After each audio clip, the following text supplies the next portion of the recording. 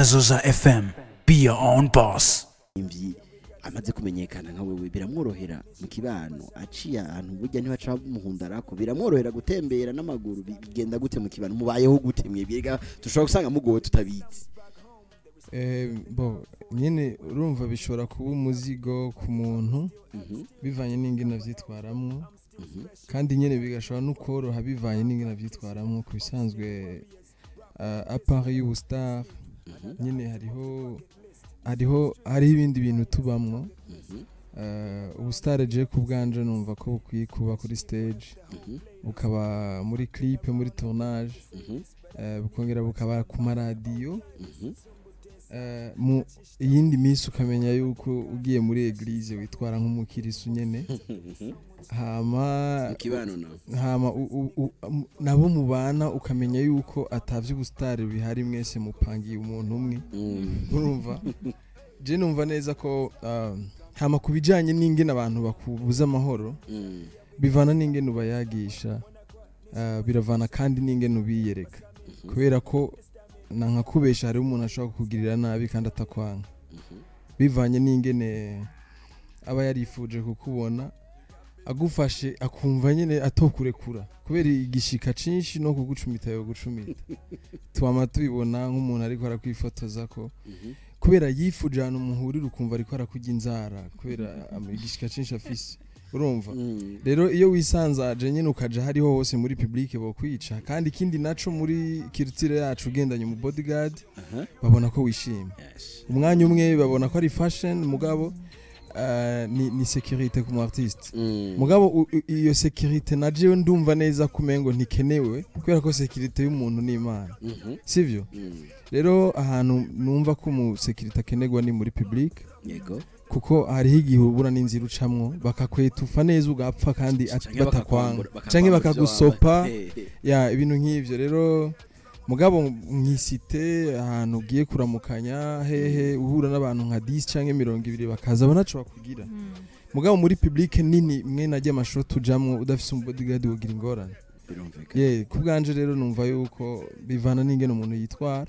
wisanzaje ukibagira n'izina ufise turi n'ama example abantu bose baratujija umuntu wese akubonye naho uba wasovye hajya kwibarabara arashobora no kugufotora ifoto igaca kw'isi yose ariko n'umuntu asanzwe urabikora ntihagire n'ukura bisigura yuko nawe rero umenya icuri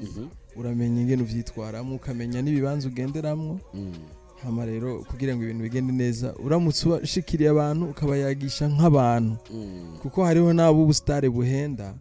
akumva umengo ararengeye abantu bose akigira nk'akamana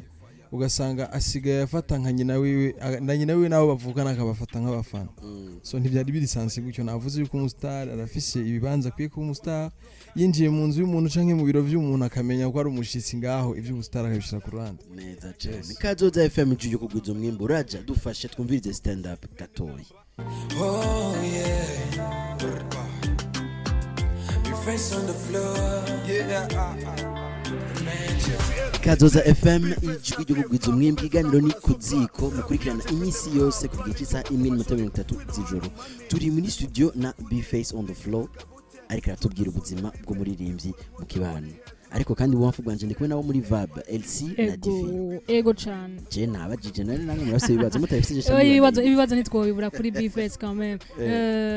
Face warakura tubwira yuko hariho abaririmbyi usanga ubustare bwabo bwabahenze ugasanga kuba mu kibano nabyo bice hicikana uva nk'intambamye kuri bo ugasanga yumva yuko yoca ashaka kubaho ubuzima burengeye uburyo bwiwe mbe none biva kuki ni gute umuririmbyi yoba ashobora kuvuga ati sintwagwe n'ubwo bustare bwanje ariko nshobore kubaho ubwo bustare bwanje mugabo bujanye n'uburyo mfise umwanya umwe kwera ubustar n'umuzigo vraiment ubustar n'umuzigo kubera hari indirimbo yanje na mukombozi yitwa kimwe ku kindi turavuga ikibano hagati y'umustar n'umufana yego cyane rero yo kenshi hariho igihe muhuye akagusaba amahera ntuyamuhe agenda gututse wanashaka no kuri nyoko vraiment urumva kandi muri uwo mwanya hari igihe nawe uba wayabuze nayo kujya wayabuze mugabo akumva neza yuko ahubwo ari ataco wikuranye n'uri umuntu mubi sivyo ni ukuvuga umuntu wese azi ko umuntu aca ku radio aha hariho abantu batwumvise ku radio bazi ngo mwandishe urabizi cyane cyane nk'abantu ba ruguru akumvise ku radio akumva nk'igitangaza twe rero batuzi nk'ibitangaza so rero muri ico gihe hariho umuntu aca avuga ati rero kugira ngo ndabemeze nuko nzokwama mu buzima buri class agatangura gukota imiduga ataniwo yarafise urumva ntawafise akiyaranje agakota umuduga nutwo duherayo dukojeje ibindi agaca asanga ibintu byose ariko arafakinga sivyo kugira ngo yemeze abantu yemeze amaso y'abantu mugabo vyari sanse yuko umuntu ahubwo kugira ngo vyorohe uba proud n'ivyo ufise kugira ngo neje umuntu amenye faiblesse yawe kuko hari umuntu azogutinya bivanye na standard wishize ko ataniyufise urumva wafekinze sivyo ejo muri eglise n'iryo jambo ry'Imana batwigishije yuko urasenga n'umukirisi niyo batwigishije yuko kenshi iyo uri kura faking ibintu uba uri kurarimita abantu baza kugusapotinga mu bikorwa byawe kuko umuntu niyabona yuko wibeshye par exemple nko kuri réseaux sociaux yuko ukorera nk'imiliyoni 200 ku kwezi mu gihe atani ibihumbi 100 winjiza ejo nuwo arafise ivyo bihumbi 100 aza kukuzanira aca atinya avuga ati uyu rero ararengeje kandi arashaka no kuwagukunda avuga ati ndakunda ingene aririmba vraiment kandi amusapotinge bientôt ni akora clip basi azomufasha na déplacement n'amahera mugazo uvuga ati ndayamuhaye azoca nsuzugura azobona ko urumva rero birasaba yuko umuntu aba proud n'ivyo afise aba satisfait kubera ko hari umugani bavuga ngo usuranisha vukinya mwibuto kubera ibintu imigani ya bifese nshobora kubura uwo mugani ntiyumve ngo uri bizarre gutya uri direct gutyo ngo ni kirundi kigoye sico bisigura hanini bisigura yuko ikintu cyose ukoranye force inzigo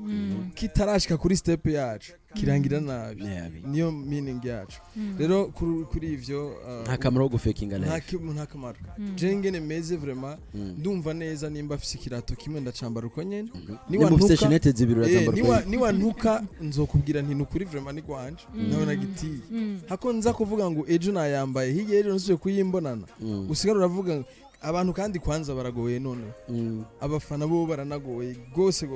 nk'ubu je ryari na postinze ifoto nari mfashe Riderman ku rutugu nkuma ndamurusha uburebure sasa rero nza mbona umuntu yinamuye avuga ngo nimba udashaka yuko duheba kugufana ngo ntuzusubire kwifotoza ufasha abantu ku rutugu none nk'ico je no kizira gute urumva rero umuntu arashobora kuza akakwigenza kwera wijana kujya nta buri imboga gukoza so abafana rero iwafekinze barashobora kubibona kandi uri satisfait uri gukoresha utwi wawe barabibona kuko hari igihe uza gusanga ukoze ikintu nabone bakandika bakabona ati iyi ntuze turayiza ahantu urumva iyi mpuzu wowe ko wari uko twaherutse yambara muri clip muga mu buzima busanzwe tutigera tuyikubona none clip nivyo mwe gukota cyangwa gutiye urumva biremewe ariko abantu nabo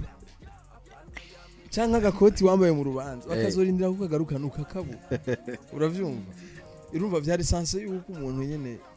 aba ari proud n'ibintu afise kubera ko nubundi nta kintu na kimwe urumva woshika ko udaciye bugufi ngo umenye ati je nshaka gushika ngaho none Bface utubwiye yuko nko wowe uhuye n'umufana uwo munsi bitagenze neza umwimbo utagenze nko bishaka akagucora ati makadoba uramubwira ati ntibikondo no munsi jewe ndayafise ndayatanga barabizi utayafise naho ntayafise naho ndakubwira nti je nayo mfise kandi nibaze yuko utankubita naho uri buntuke ndazi neza umutima wanje ngene umeze kuko naho je urashobora no kunshora honyene mpejeje kuyatanga haje imbere kuko abantu bose baba banzi uko duhuye niko banshora none je noronka ndabakwitse kandi nawe ufite ahandi ucora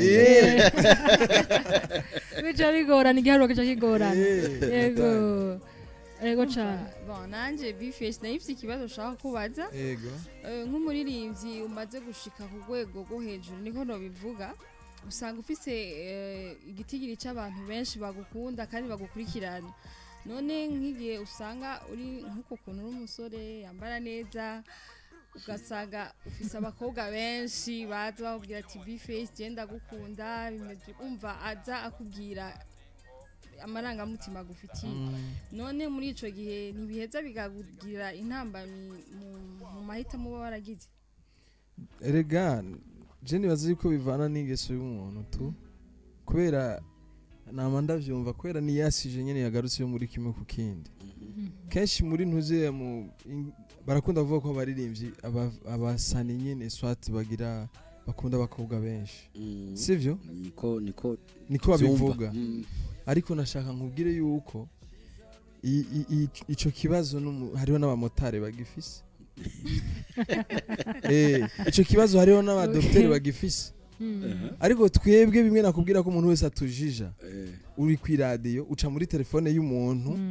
uca kuri stage ahantu hose mu mamanza uraririmba urumva muri imbere y'abantu akantu kose uzokora karaba develop barakabona mugabo uwo mumotari ni yaba yifitiye izo ngorana akaba imaze kugira nka divorce nka zitatu ntawe uzobimenya atari abagenzi biwe gusa twebwe rero n'ubikoze rimwe akitwa umusani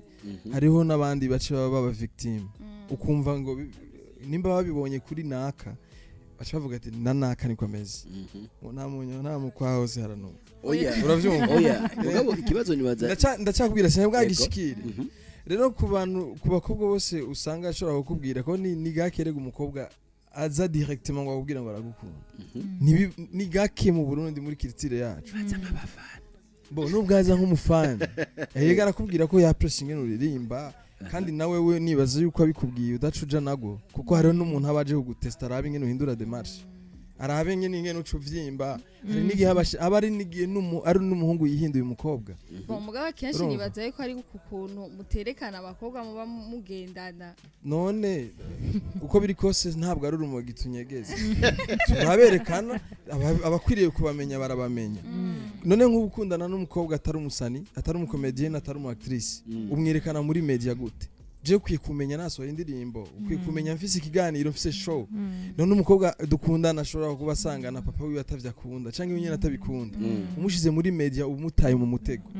ejo hazogera igihe je utandonse uze guca ku rujya uri nk'umujournaliste utanga umuhamagare eske mwafatanye gute aje mu bintu vy'ama media atigeza bibamwe asange nyine ariko ari kwegera kuri family ni wewe siwe umustari ni jewe hama wewe ivyo ntavyo bayemwo rero bisigura yuko naje ubwanje ndumva neza ko atavyo nokora kubera muga nkundanye n'umusani no vyereka kuko sinumva ingene jewe woza kumenya ibijanye n'umukopine wanje aho kwiyenteresa n'umuziki wanje uravyumva kuko nkuba arashobora no kumpeba namupostinze abantu bakaza muri commentaire bavuga muraberanye kandi ndabizi neza yuko iyo ukunda umuntu urerekana sentiment urapostinga washize ko amapoeme tuva wanditse ama captions nyine meza hama rero muhebanye kandi na ya za sentiment zo kubabara uzozerekana ni wazerekana injuru bazosigara rero bakubwira n'uwari yarahoza avuga ati burya rero ngo muraberanya kubesha ngo muraberanya ejo azocaza ngo ingene mwaturenze induru honye twari tuzi ko muhebana ngo mutacana tu si omwe umushiri wanje mpebe ndireje nyene biherere hiyo urumva simpaka ngo nzi gusangiza umubabara abafana biwanje canke ngo ndabereke sentiment zanje mugabo urumva abafana b'abakobwa baguma babandikira ntaco je nta example mfise kuko je barantinya sana kubera ntabwo ndabaririmbira je ndirimba indirimbo zijanye na societe zo kwigisha societe zo kwiyemera ijya n'indirimbo imwe yonyene sabe bashira mwararenze none sabe bashira mwararenze nimba mfise izo zonyene urumva siyo ntuze yanje yo kuririmba indirimbo z'inkuru ni gaki abakobwa baba interesse urinze anya front abari umu gangster aba nyene yikundira rap man ntabwo iri romantique peut-être nk'ivyo bibaza nka badaboje na basatubi mugabo jewe vraiment sinumva urinzanya front avuga abari kwa pressure peut-être ingene mvuga canka ka pressure ingene nambara akaridi mugabo nta bintu bimutusha nyene vyo tuma ngo ngira ngo abakobwa benshi baraninya je banzi yuko ndi umuntu mubi sana bazi ko nkara kubera ko migani ingene ndisingana ingene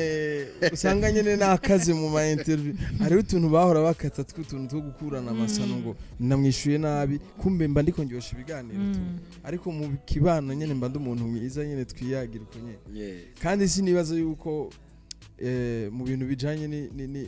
n'ibiganiro canke kugira ko umuntu wese arafise strategy ingene y'branding je image na branding muri societe ni image iteye ubwoba abantu benshi banzi ko ndumuvayo sana ariko ndi contraire cyane ku muntu tuyaza aratangara wumvirije indirimbo zanje n'ama interview uvuga uti n'umuntu n'umuvayo arankumuga icwanka arakubitana rero muri duhuye cuvuga uti naramubesheye vraiment kandi mbabarira narakubesheye abafanzi bamwe baravuga bati abaririmbyi na cyane mwebwe muzwi cyane hari igihe tubandikira mugabo nko ku marezo sociaux urumva amarezo sociaux arahari kandi ari Facebook c'est ouvert biruguruye ari nka Facebook inbox ugira umuntu azora nk'inumero yawe peut-être abyo byogorana mugabo nko kuri Facebook hari igihe babandikira mbega bigenda gute birabishika mukabishura mugafata uwo mwanya mukabishura ko sinzi umuririmbyi yigeze kuvuga ati jewe ntegerezwa gukunda abafanzi banje kuko nibo ba boss banje sinamwibuka neza wabivuze ati nibo ba boss banje ati bajya grâce kubera abo ndabayeho iyo bakunze muri indirimbo yanje bakayigura ndabaho baje muri concert ndimwo ndabaho urumva nkoresheje amaterme yo muntu abo ba boss banyu muhora mubandikira mbega migenderanire ni sawa hagati ya mwebwe n'abafanzi ivyo ntavyo twoshobora ego vraiment ntavyo twoshobora ariko turakora ivyo dushoboye kubera ko sinibaza yuko nk'ubu widufate hariyo message nkanje par exemple z'abanyarwanda hariyo message z'aba diaspora hariyo message z'abantu bo mu ntara hagati usanga ari message zirenga hafi nk'ibihumbi nka 2 wewe wenyene a part izo message urafise ubundi buzima telefone si ikintu si office tugumamwo mani ni ibintu bishika ugacisha ko ukandika ari nka 5 canke 10 20 ukabishura navyo woshobora honyene nabo 20 bishuye bace baza TikTok bakakubaza ibindi bintu navyo wovamwo nka Facebook yo Jesse ndayiraba vraiment Imana imbabarira banambabarira Instagram honyene niho nshobora kuja kuraba nkishura nkajya bajyamye nko mu maminwe gutyo ukacisangamwe inyishu yanje uravyumva nawe nasubiye kukubaza biragoye nawe nasubiriye kumbaza biragoye kuko ntavyo nshobora rega nanje mafise utundi tuntu mba ndimo mugamushyize ku radio basimuza maraho tu message rimwe na rimwe turazitanga vraiment ari nko utelefone live ramuyagisha akavyumva yuko atari kumeze rero ari umuntu avuga ngo uragara canke urishima ntibishura mu message ntavyo woshobora hari kandi uko hari ukwidogera hari nundi avuga ati ujya n'umwana mwiza kubera ko vyarashitsura mwishura waramurongeye umwanya rero niwa muri disponible buri mwanya kugira ngo wishura abantu men birumvikana bareke kuzayo barabashavura oya ntibadushavurire hariho kandi n'abantu bafise kamere yo kutishura yego urumva hariho n'abandi bivana n'umwanya muto wabo rero ndazi neza abafana barashobora gutahura umuntu yishima n'umuntu yabuze umwanya neza mu minota itarenga 4 turaza kuba turangije iganiro cacu birababaje kuko jena namaze gutabona kuryoherwa ariko Bface turi muri radio Kazoza FM ijuru yo kugwiza umwimbu tuko turaganira ivyerekeye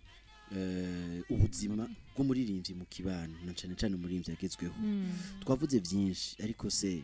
umuririmbyi nawe kubwawe nka Bface wumva yarakwiye gukora indirimbo gusa canke ibijanye n'umuziki gusa canke bikunze ko yiteza imbere akagwiza umwimbu ku ruhande navyo nyene bikora akabibangikanye kugira ngo tubandanye dutera imbere twese kubwawe none ivyo biranatahuritse kuko si hari ama example menshi nibaza yuko abaririmbyi bose batunze ku isi ntabwo baririmba gusa oya barafise andi ma business uhereye kuri ba PDD na ba 50 Cent bafise ama izine umva ngo akora ibirato bimeze uku amashapo ibintu by'imipira cyangwa kumva aradandaza ibitoro ibintu nk'ivyo natwe kwera tudafise iyo mitahe yabo bantu bagera hiyo naho udandaza inkoko ntaco bitwaye neza